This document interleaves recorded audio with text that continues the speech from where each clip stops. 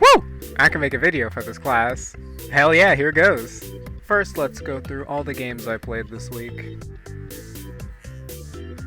My gods, this was one of the least responsive games I've ever played.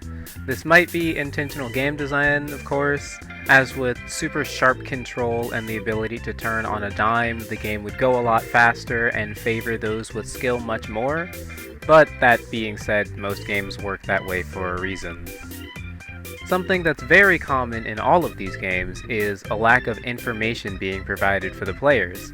This game has some sort of gas mechanic and maybe even an ammo mechanic, where when you're out of gas, you can't boost anymore, and when you're out of ammo, you can't shoot anymore. This makes sense and adds an element of strategy for when you want to use gas or use the gravity of the black hole to move around. But the game doesn't have any visual or audible indication of what your current gas is or when you're running out. Goated game. We all know Pong, of course. This game rocks. Line hits square. Woo! This is the perfect example of using what you have. This game isn't trying to be any more than it is. The designers knew what the restrictions were, and they worked within those to make a game that still stands up. No one's going to look at Pong and say that the graphics are bad or that the controls are too simple, because it's not trying to be a modern-day AAA game. And even if it did come out today, aside from the mountain of microtransactions that it would be saddled with, there would be no need or reason to change a single thing about it. Maybe make the ball a circle. Oh boy, I love D&D. I should love this game. This was one of the dumbest gaming experiences I've ever had. This is the exact opposite of Pong, where it's trying to do everything it can't do and is failing to achieve in what it can. It has the same problem as Space War, where it doesn't tell the player anything. Seems wild that a text-based game would have trouble telling the player information, but the lack of, say, like an action list or something similar is really annoying. One of the main strengths and weaknesses that video games have over analog games is that the designer can set limits for what the player can do. And as this game shows, they need to do that.